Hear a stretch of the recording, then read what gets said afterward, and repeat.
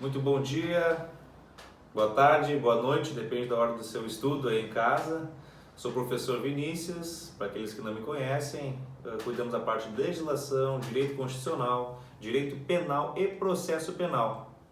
Bom, como todos vocês sabem aí em casa, nós estamos adotando essas medidas preventivas em função do coronavírus. A professora Bia, ela conseguiu readaptar o módulo de vocês do curso que era presencial para essa modalidade EAD. Serão gravações pontuais apenas, tá, pessoal? Enquanto durar essa situação calamitosa que nós estamos passando. Então, vamos começar hoje com a parte de legislação, tratando do Estatuto do Idoso. Na próxima semana, nós gravaremos a parte do Estatuto da Criança e do Adolescente. Então não se preocupe que não será só português, não será legislação. Ao longo dos dias nós vamos atualizando vocês. A professora Bia tem um Facebook bem ativo. Qualquer coisa você ligue para o Vigor ou mantenha contato com ela através do seu perfil no Facebook. Então vamos ao Estatuto do Idoso. Vem comigo! Para que eu preciso tratar do Estatuto do Idoso? Assim como a Lei Maria da Penha, o Estatuto da Criança e Adolescente, nós tratamos nessa legislação dos grupos vulneráveis. E para ti, principalmente, que vai fazer concurso na área da saúde, GHC está bombando hoje aqui, né, no nosso curso, nós precisamos muito ficar atentos a essa legislação dos grupos vulneráveis. Hoje nós começaremos com o Estatuto do Idoso, semana que vem o Estatuto da Criança e Adolescente e, quiçá, na outra semana a gente vai tratar da Lei Maria da Penha, sem esquecer da parte do direito à saúde prevista na nossa Constituição, dos artigos 196 ao 200. Tudo isso nós traremos para ti em vídeos aula, tá bem? Mas, antes de tudo, o que eu preciso? Se você não tem o material, se você não tem o Estatuto do Idoso impresso, eu preciso que agora tu dês um pause nesse vídeo e busque essa legislação, porque é muito importante que a gente faça grifos. Eu vou te elencar aqui alguns artigos, os mais importantes. Essa aula vai ter uma duração de praticamente 50 minutos. E dentro dessa nosso estudo, eu vou aqui trazer os artigos mais importantes, aqueles que caem em 90% de todas as bancas, aquelas cobradas mais. Claro que tu em casa, numa revisão posterior, naquelas lacunas que a gente não trabalhar aqui nessa aula de hoje, você vai ter que dar uma revisada em casa. Mas, sobretudo, numa revisão pré-prova, por favor, fica atento a esse material de hoje, a esses artigos que a gente está pontuando especificamente para ti, tá bem? Então, pausa agora se tu não tem o material e imprime o Estatuto do Idoso ou entra no site do Planalto, entra na internet, usa o teu celular e coloca lá Estatuto do Idoso e vem comigo. A partir de então, pega a tua caneta mágica, aquela verde fosforescente, laranja incandescente e vamos fazer os nossos grifos. Artigo 1º da nossa lei. É instituído o Estatuto do Idoso, destinado a regular os direitos assegurados às pessoas com idade igual ou superior a 60 anos. Então, uma definição de quem é idoso, a gente tem como prioridade marcar o artigo 1º. Aquele que tem 60 ou mais é idoso. Então, o pai e a mãe em casa acham que quando a gente fala que eles são idosos, não é verdade, né? Mãe, tu tá idosa, pai, tu tá idoso. Eles dizem, não sou idoso. É idoso, porque 60 ou mais são idosos, tá bem? O que vai diferenciar quando tiver com 65, 80? Algumas particularidades que o próprio Estatuto do Idoso vai nos trazer, que nós veremos na sequência. Mas grifa aí então, idoso é aquele que tem idade igual ou superior a 60 anos. Na sequência, a gente vai para o artigo 3º. É obrigação da família, da comunidade, da sociedade e do poder público assegurar ao idoso com absoluta prioridade a efetivação do direito à vida, à saúde, à alimentação, à educação, à cultura, ao esporte, ao lazer, ao trabalho, à cidadania, à liberdade, à dignidade, ao respeito e à convivência familiar e comunitária. Bom, eu não quero aqui que tu elenque ou grife os direitos aos quais a gente tem como obrigação assegurar a esse idoso. Porque lá, se tu prestares atenção, estão todos os direitos sociais, numa forma geral, mais os direitos fundamentais, alguns deles, principalmente os relacionados à dignidade, cidadania e liberdade, que estão lá no capítulo dos direitos fundamentais, artigo 5º da nossa Constituição Federal. Eu quero que tu grifes, é a introdução.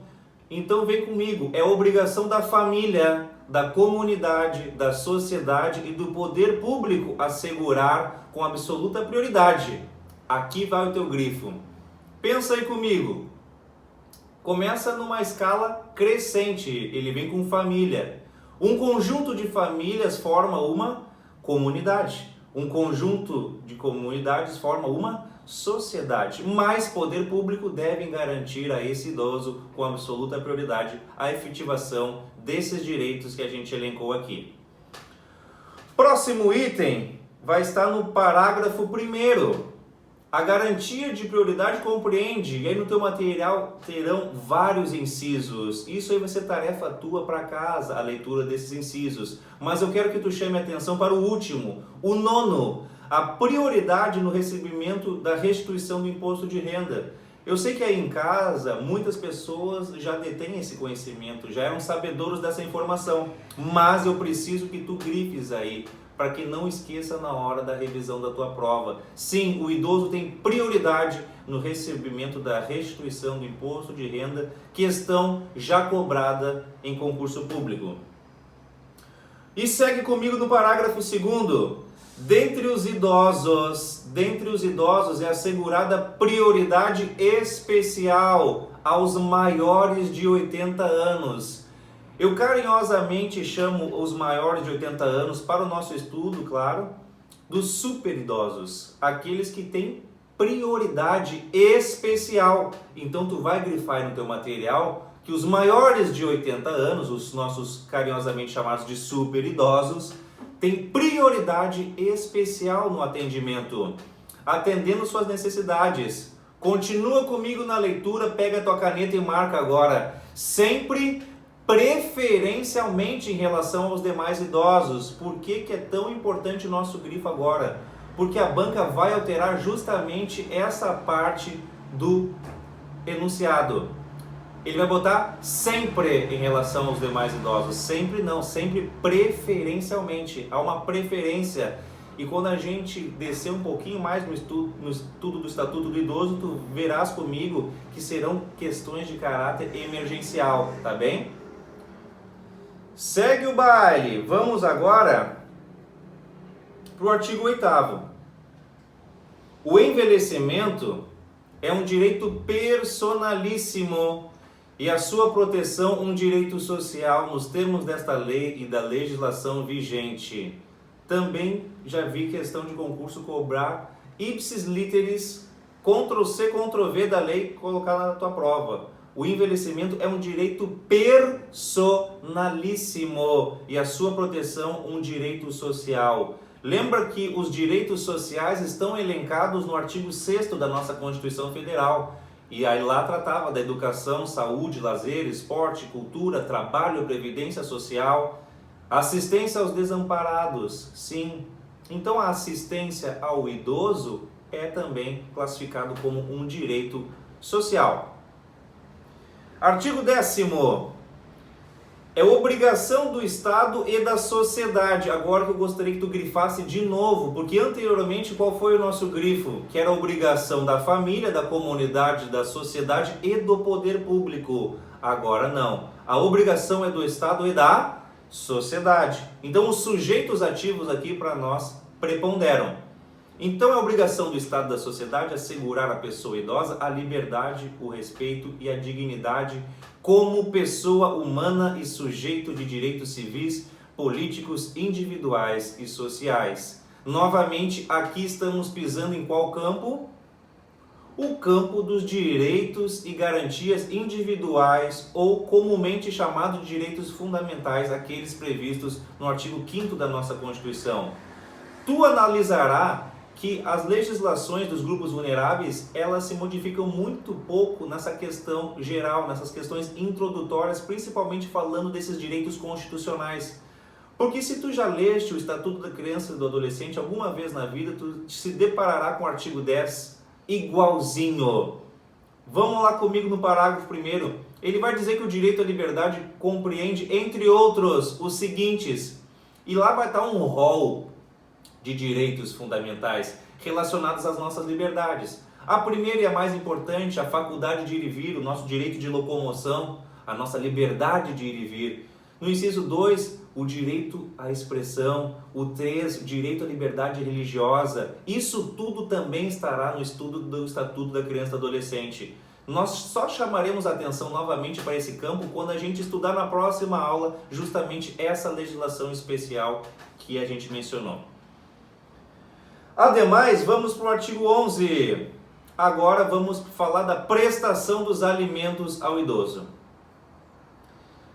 E o artigo 12 nos traz que a obrigação alimentar é solidária. E o que quer dizer essa palavra solidária? O próprio pós-vírgula já nos responde.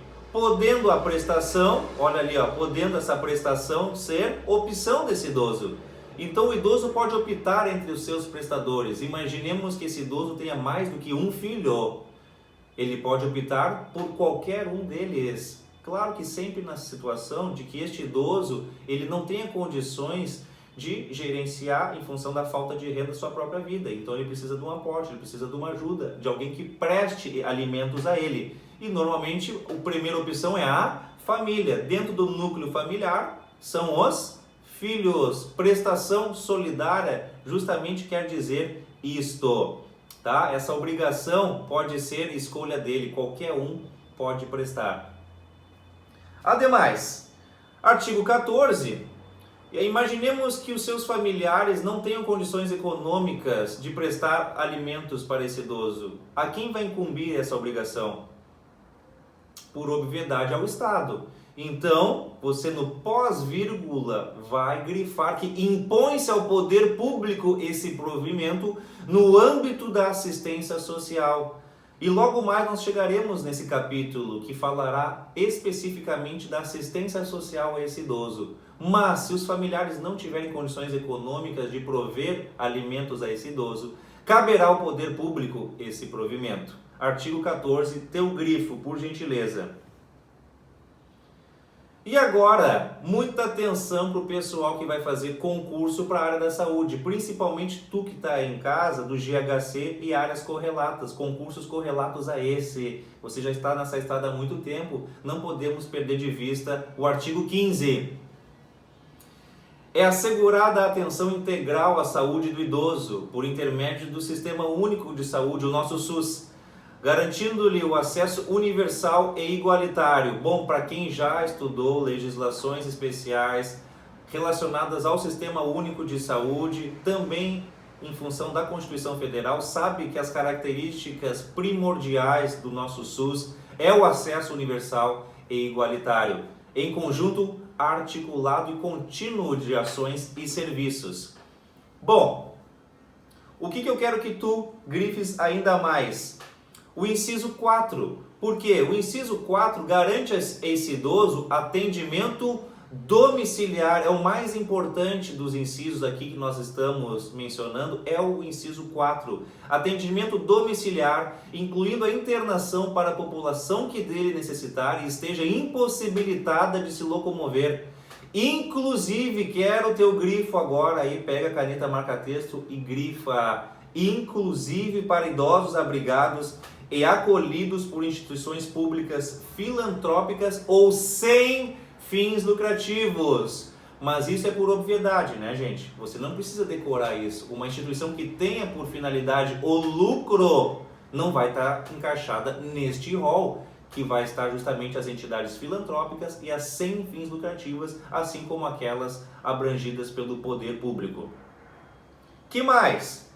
Vamos para o parágrafo 2º. O parágrafo 2º também tem questão de prova aqui. O que ele diz? Incumbe ao poder público fornecer aos idosos, teu grifo agora, gratuitamente, medicamentos, especialmente os de uso continuado. Se tu tiveres outra caneta aí contigo, por favor, grifa também esse advérbio, especialmente.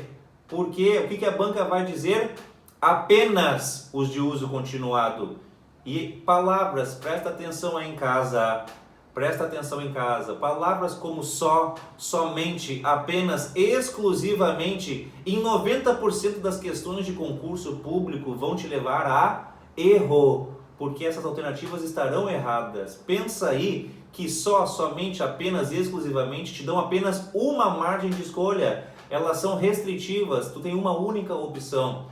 Então, em 90% das situações estará errada. Quando essas palavrinhas mágicas aparecem no nosso estudo, na nossa legislação, eu vou pedir para ti que obrigatoriamente grife elas, tá? Mas não. Agora a palavra é especialmente e ele vai trocar para apenas os medicamentos de uso continuado. Assim como as próteses, órteses e outros recursos relativos ao tratamento, habilitação ou reabilitação. Segue comigo no parágrafo 3º, um dos mais cobrados no Estatuto do Idoso em termos de concurso público. Então é vedada a discriminação do idoso nos planos de saúde pela cobrança de valores diferenciados em razão da idade. Bom, tu aí em casa já está pensando de imediato, bom, mas isso aí é uma balela, isso é uma mentira.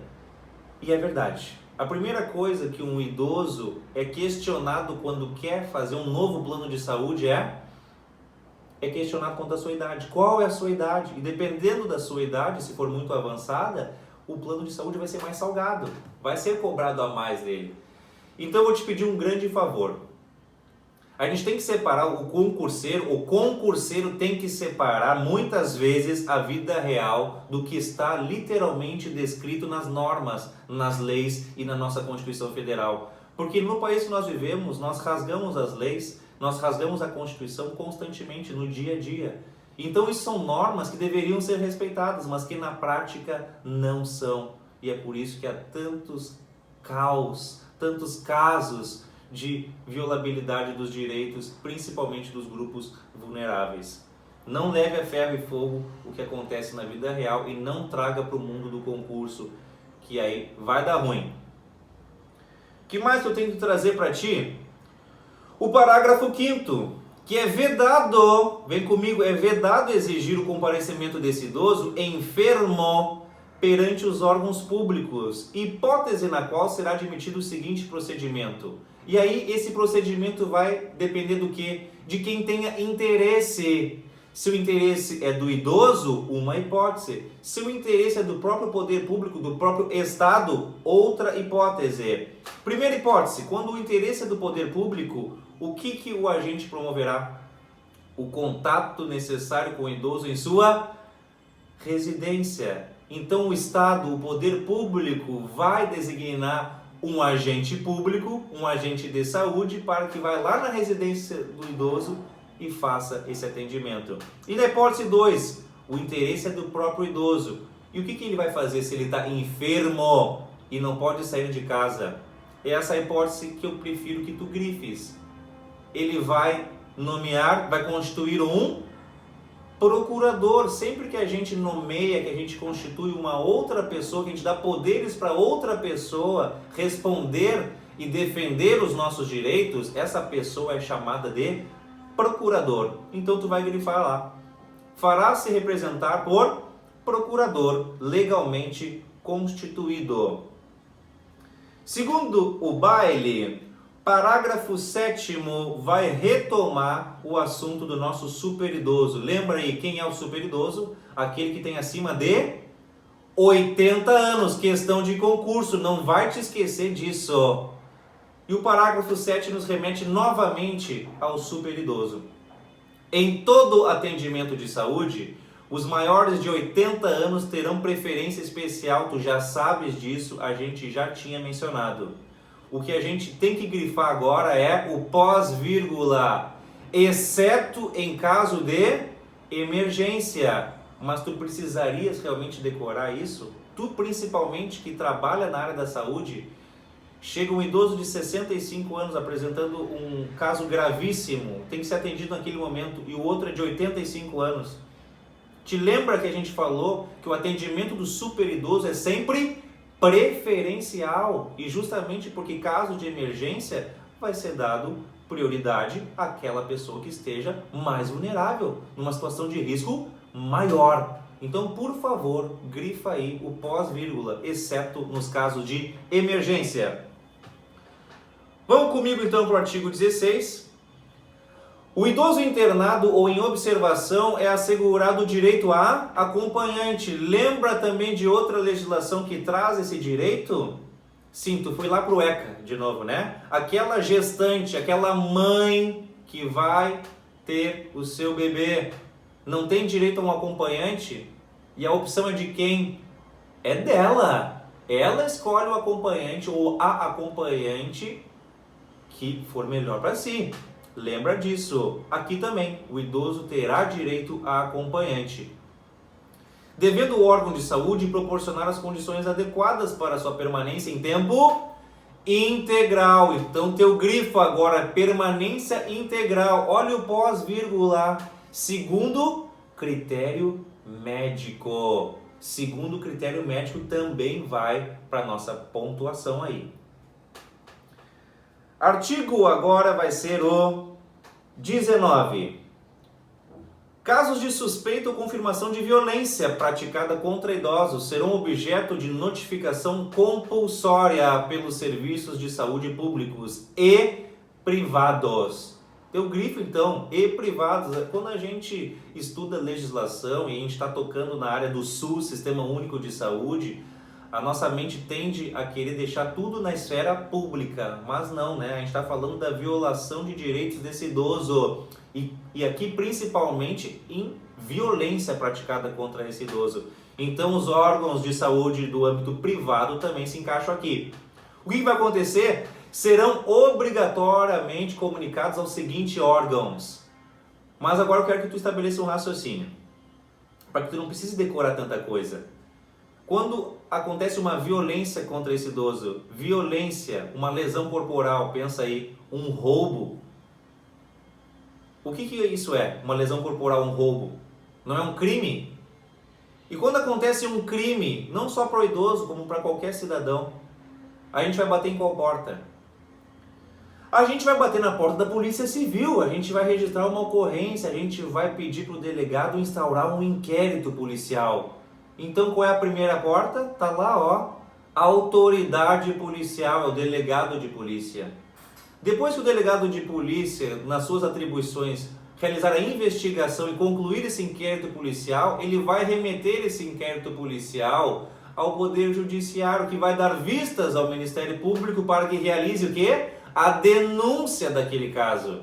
Então a segunda pessoa depois da autoridade policial que tu tens que lembrar é o Ministério Público. Porque os três seguintes tratam-se de conselhos e a gente vai lembrar das esferas administrativas. Entes federados, nós temos Conselho Municipal, nós temos Conselho Estadual e nós temos Conselho Nacional do Idoso. Fechou? Então vamos embora. Artigo 22. Artigo 22, nós estamos no capítulo agora da educação, cultura, esporte e lazer.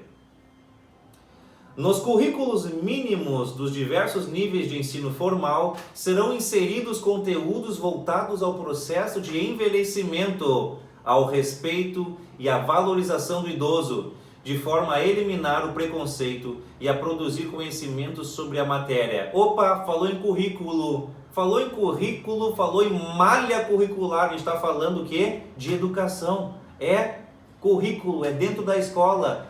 Para quem já estudou um pouquinho sobre Estatuto da Igualdade Racial, nós não temos um artigo correlato a esse, que fala justamente do estudo das matrizes africanas como objeto obrigatório hoje de estudo na história do Brasil. No campo da história, é obrigatório hoje nós estudarmos as raízes africanas, para justamente valorizar a população negra. Da mesma forma aqui, o pensamento é o mesmo. Nós temos que valorizar o processo de envelhecimento justamente para diminuirmos o preconceito e valorizarmos a dignidade do nosso idoso. Artigo 23. Bom, isso aqui é de conhecimento da maior parte de vocês aí em casa, mas eu quero que tu faça um grifo. A participação dos idosos em atividades culturais e de lazer será proporcionada mediante desconto de... E aí a gente fica com 50% na cabeça.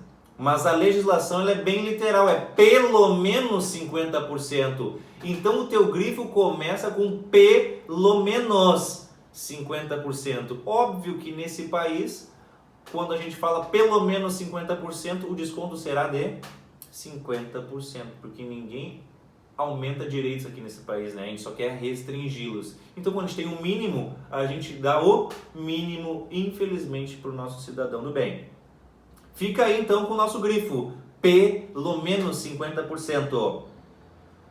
Artigo 25. As instituições de educação superior, então as nossas universidades, os nossos centros universitários, ofertarão às pessoas idosas, na perspectiva da educação ao longo da vida, cursos e programas de extensão presenciais ou à distância. Eu quero que tu grifes agora isso, presenciais ou à distância. Lembra que o enfermo, aquele idoso que está debilitado, não pode muitas vezes sair de casa. Então ele vai ter que fazer um estudo à distância.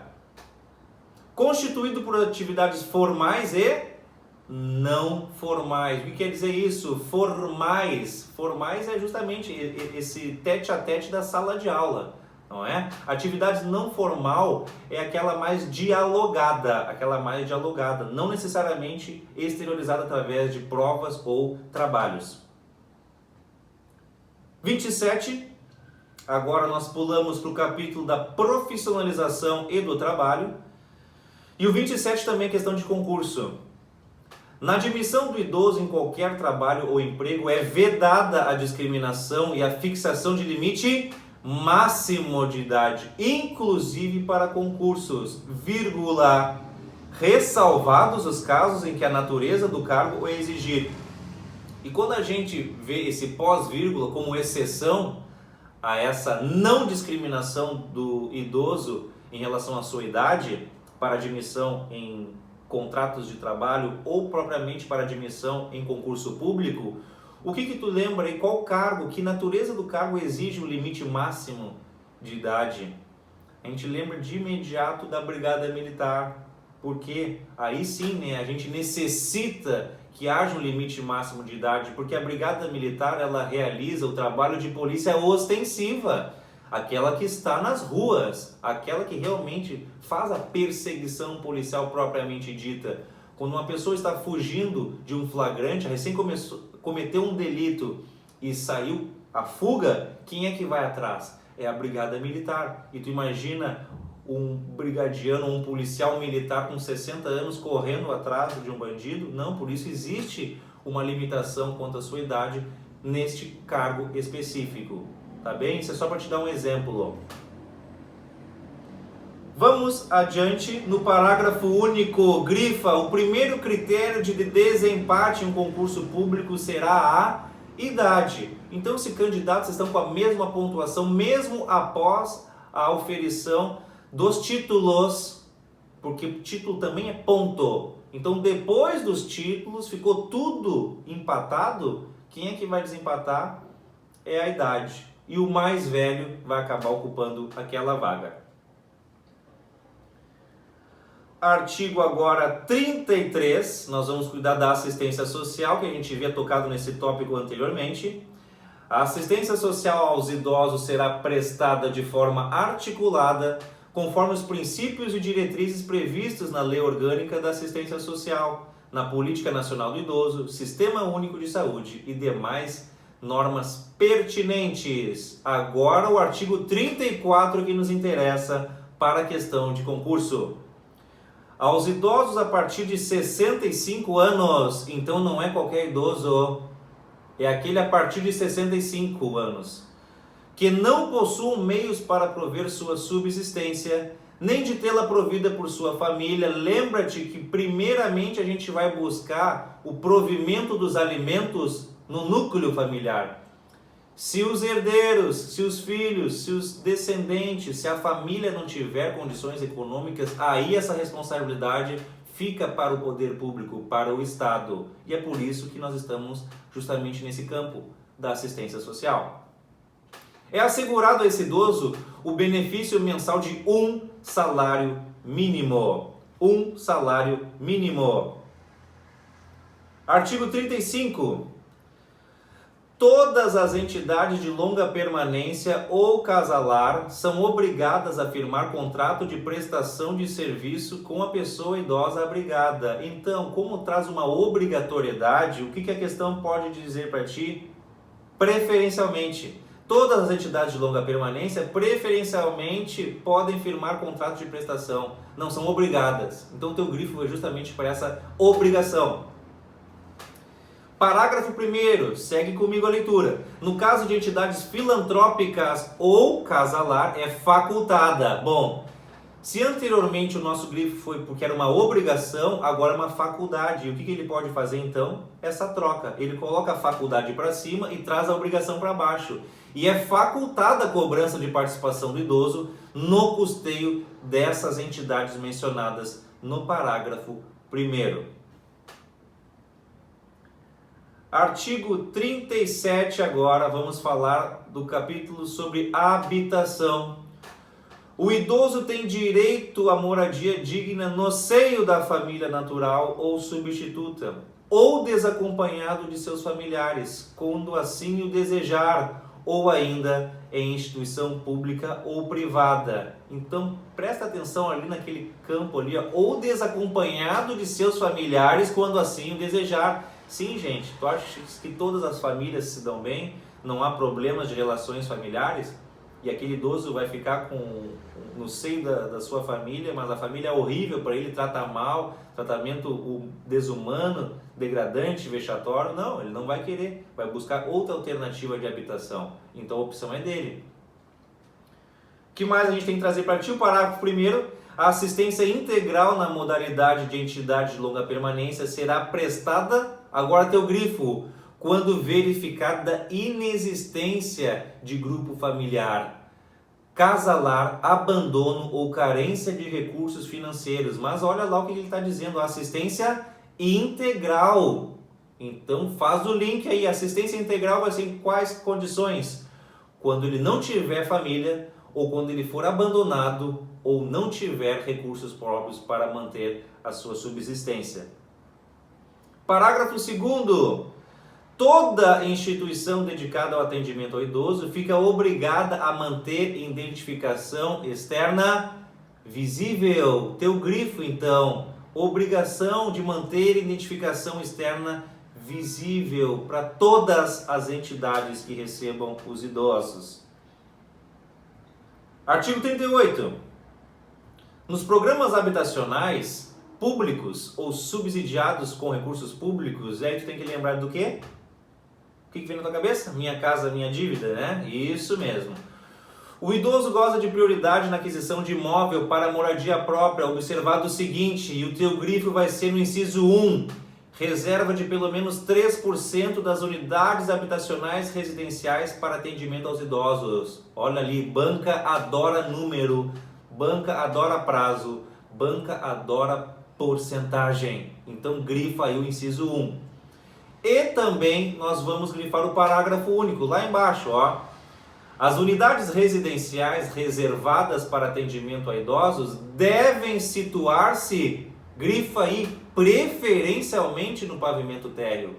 E ele vai tirar o preferencialmente e vai colocar obrigatoriamente no pavimento térreo. Muito cuidado com o parágrafo único.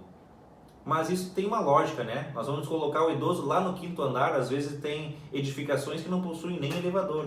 Nós vamos fazer o idoso subir 5 lances de degraus. Não, preferencialmente no pavimento térreo, 3%. E agora vamos para o capítulo dos mais cobrados pelas bancas. Este capítulo é muito cobrado, então se tu tá com sono, pausa o vídeo agora. Pausa o vídeo agora e vai tomar um café. Vai tomar um chimarrão, acorda. Só não compartilha o chimarrão, né? Que a gente não tá em época de compartilhar chimarrão, né? Mas, para o vídeo, se tu tá cansado, e retoma agora. Artigo 39. Aos maiores de 65 anos fica assegurada a gratuidade dos transportes coletivos públicos, urbanos e semi-urbanos. Olha o pós-vírgula. Exceto nos serviços seletivos e especiais. Opa, exceto nos serviços seletivos e especiais. Porque não se trata mais de transporte coletivo público, urbano e semi-urbano, como o T5, o T1 que a gente pega e fica rodando aí pela cidade. São serviços seletivos e especiais. Quando prestados paralelamente aos serviços regulares. Então todo o artigo 39 tu terás que grifar, porque o que a banca faz é justamente isso. Ele tenta comer pedaços desse artigo para te confundir e te levar ao erro. Muito cuidado com o 39, ele prepondera aí nas bancas. Parágrafo 1º. Para ter acesso à gratuidade, basta que o idoso apresente qualquer documento pessoal. Então grifa qualquer documento pessoal. Então não é necessário que seja o RG, a carteira de identidade, não é necessário que seja a carteira de motorista, pode ser qualquer documento. É a carteirinha da Ordem dos Advogados do Brasil? É a carteirinha profissional? Sim, é qualquer documento. Parágrafo 2º. Nos veículos de transporte coletivo de que trata o artigo, serão reservados 10%. E o que eu acabei de dizer há 2 minutos? O que a banca adora? Números, porcentagem. Então grifa, 10% dos assentos dos transportes públicos serão reservados para os idosos. Inclusive, não aparece lá no ônibus?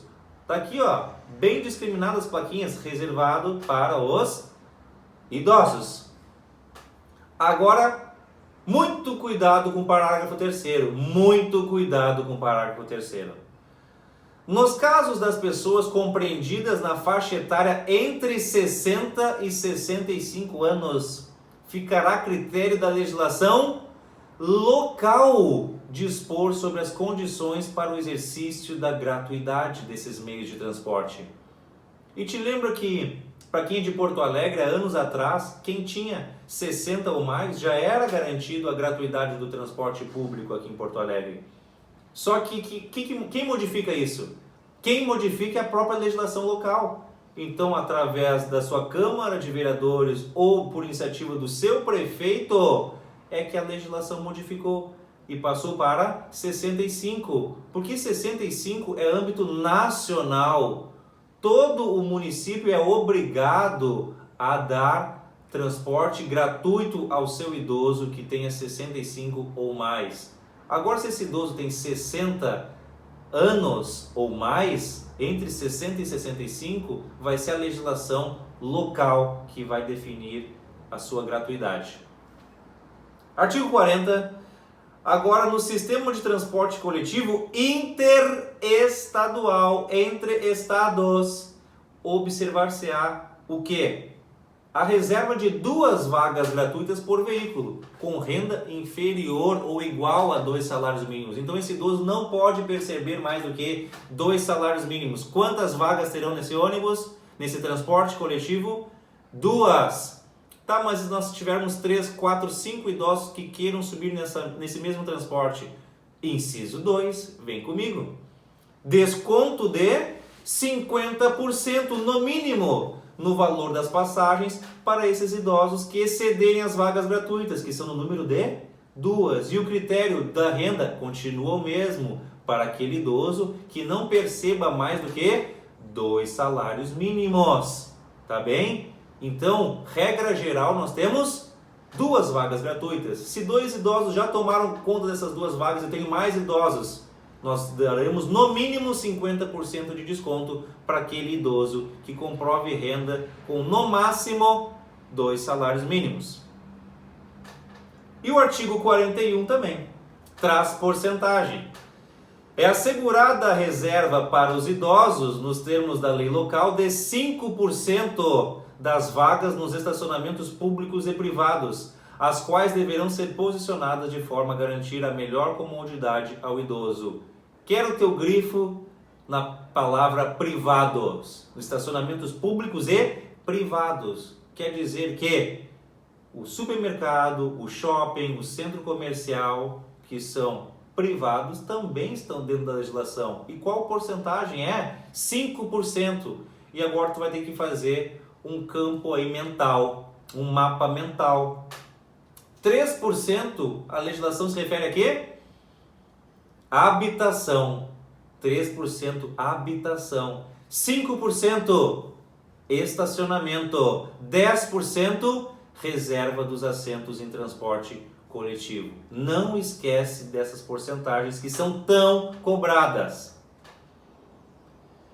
E agora vamos para o título das medidas de proteção, o artigo 43, como a Lei Maria da Penha, como o Estatuto da Criança e Adolescente, trazem o mesmo sentido da norma.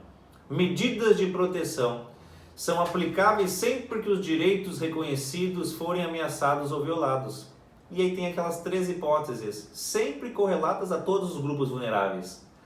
Por ação ou omissão da sociedade ou do Estado, por falta, omissão ou abuso da família, curador ou entidade de atendimento, em razão de sua condição pessoal.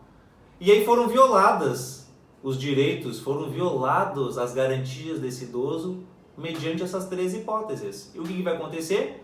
Vão se criar medidas protetivas para esse idoso.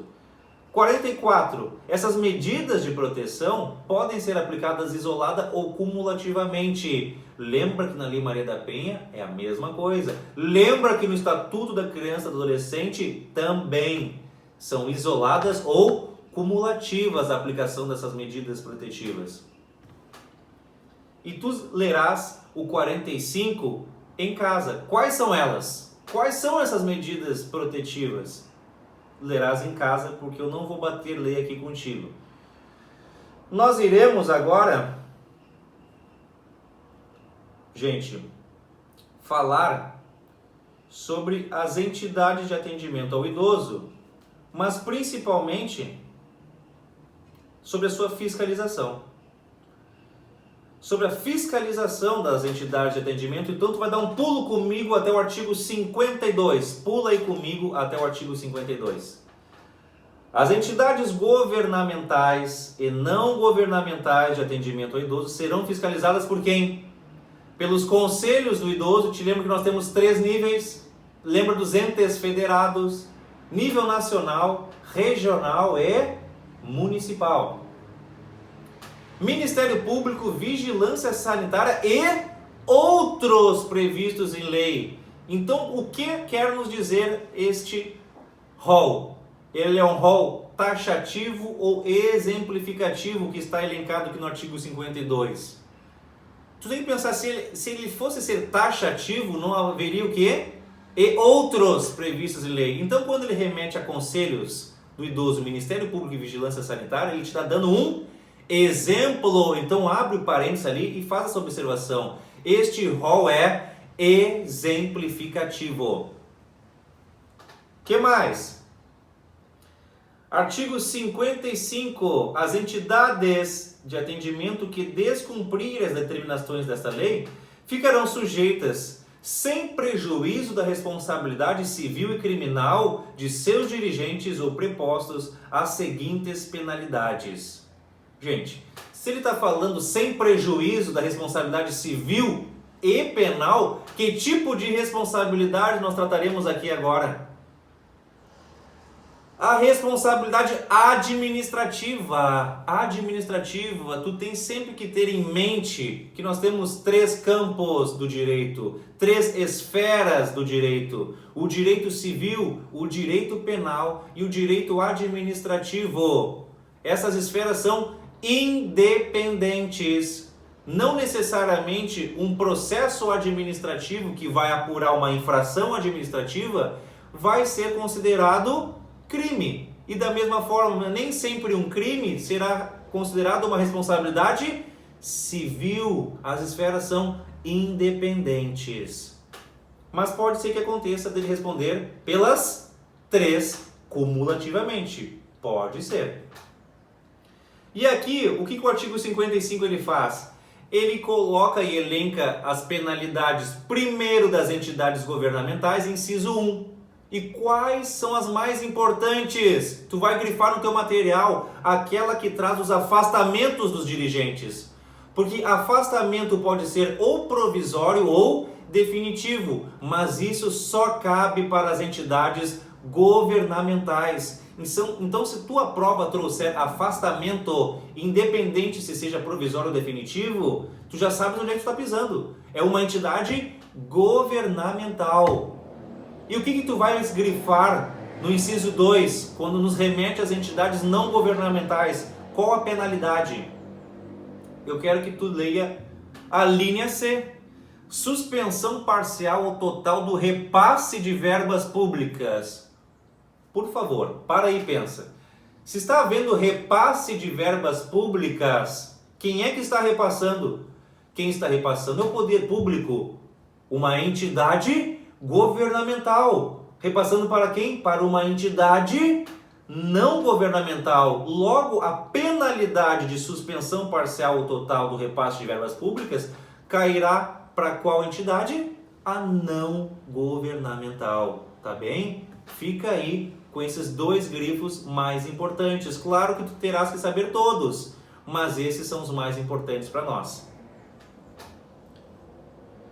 Vamos lá! Parágrafo 1º. Havendo danos aos idosos abrigados ou qualquer tipo de fraude em relação ao programa, caberá o afastamento provisório dos dirigentes ou a interdição da unidade e a suspensão do programa. Parágrafo 2º. A suspensão parcial ou total do repasse das verbas públicas. Tu já sabe que se trata de entidades não governamentais. Ocorrerá quando verificada a má aplicação ou desvio de finalidade dos recursos, o que é tão comum, infelizmente, no nosso país. Que é coisa mais comum que desvio de verbas públicas? É triste a nossa realidade, mas vamos lá.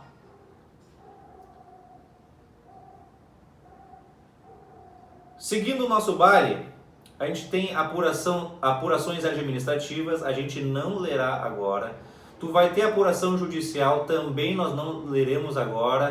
Para ti que não teve aula presencial comigo, essa aula EAD, ela é muito mais dinâmica, ela é muito mais objetiva. Então aqui eu estou te elencando os principais tópicos. Mas quando nós voltarmos como um todo à normalidade e a gente tiver o módulo presencial lá no curso Vigor, a gente vai destrinchar melhor o Estatuto do Idoso, tá? Quero então que tu pules para o artigo 93. Vamos lá. Dos crimes. Artigo 94. Aos crimes previstos nesta lei, cuja pena máxima privativa de liberdade não ultrapasse 4 anos, aplica-se o procedimento previsto na Lei número 9.099 de 1995 e, subsidiariamente no que couber, as disposições do Código Penal e do Código de Processo Penal. Gente, quando a gente fala da Lei número 9.099 de 1995, que lei é essa? É a lei do JEC, é a lei do Juizado Especial Cível e Criminal. Quando a gente está falando desta aplicação desta lei, em qual procedimento nós estamos? Procedimento ordinário? Procedimento sumário? Ou procedimento sumaríssimo? Aquele que é o mais célere, o mais veloz. Justamente é o procedimento sumaríssimo. Porque a gente quer o quanto antes ver aquele sujeito que foi infrator, que violou os direitos daquele idoso e cometeu um crime contra aquele idoso, a gente quer que ele responda rapidamente. A gente quer que ele pague o preço da sua ação, seja por uma medida privativa de liberdade, seja por uma pena restritiva de direitos, ou seja por multa. Não interessa a modalidade da pena, e sim que o sujeito pague por ela. Mas adianta pagar se o idoso já faleceu? Por isso que a gente aplica esta lei, colocando o procedimento sumaríssimo em pauta. Para quem já estudou direito penal e processo penal, sabe que a lei do JEC só é aplicada a crimes com a pena abstrato cominadas até 2 anos. E o que o Estatuto do Idoso traz? Até 4 anos. justamente para que todos os crimes que tenham a pena em habeas status combinados até 4 anos caiam no JEC e o procedimento de julgamento, de audiência, de instrução e julgamento seja célere. Célere. Que mais que eu preciso trazer para ti? O artigo 95. Os crimes definidos nessa lei são de ação penal pública incondicionada. E para quem não sabe o que é ação penal pública incondicionada, eu vou fazer uma breve explanação. Nós temos 2 tipos de ação penal. A ação penal ela pode ser pública ou privada. Quem é o dono da ação penal pública? Pública. Ministério Público. Quem é o dono da ação penal privada? A própria vítima. Aqui a gente está falando da ação penal pública. E ela pode ser incondicionada, ou seja, não necessita de qualquer tipo de condição para que o Ministério Público vá lá e denuncie. Mas ela pode ser condicionada. Condicionada a quê? 99% dos casos, condicionada à representação da própria vítima. Mas aqui o que o Estatuto do Idoso nos remete? Que a ação penal pública será incondicionada. Ou seja, se você aí em casa, tivermos a notícia do acontecimento de um crime contra o idoso, nós não podemos reportar à autoridade policial? Sim. Nós não podemos nos reportar ao Ministério Público? Sim. E eles podem começar uma investigação a partir daí? Sim. Sem a anuência desse idoso? Sim. Podem processar? Sim. Eu preciso do aval desse idoso? Não. Tá bem? Tá entendido? É isso. E o pós-vírgula, o que quer dizer? Não se lhes aplicando os artigos 181 e 182 do Código Penal. O que quer dizer o 181 e 182? Lá estão as escusas absolutórias. O que é uma escusa? É uma desculpa. Imagina, escusa absolutória. Uma desculpa que te absolve. O que está lá? Se um irmão, se um filho, se um tio, um sobrinho, lá tem algumas hipóteses, mas vamos ficar assim, ó, um filho que furta do seu pai, vai responder criminalmente?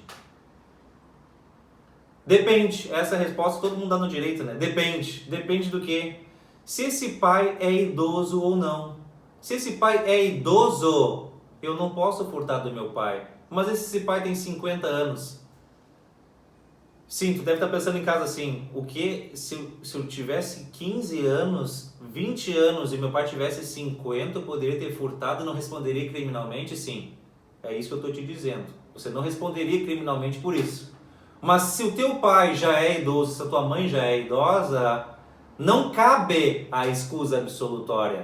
Não cabe. Então, para o idoso não há desculpa. Se o sujeito passivo de um crime é idoso, não há perdão. Não há desculpa para ter cometido aquele delito, tá bem? Não há, ou seja, a aplicação de escusas absolutórias quando nós tivermos como sujeito passivo o idoso, tá bem? Veremos o restante dos crimes em espécie numa próxima aula. Espero que presencial, que tudo isso já tenha diminuído. Que vocês aí em casa fiquem com bastante saúde, se mantenham em casa, mantenham a sua higiene, da sua família. Esse é um momento de muita união entre nós, tanto que eu estou aqui, né, na minha casa fazendo essa videoaula para vocês aí. Espero que eu tenha contribuído da melhor maneira contigo aí nos teus estudos. E semana que vem voltamos com o Estatuto da Criança e do Adolescente.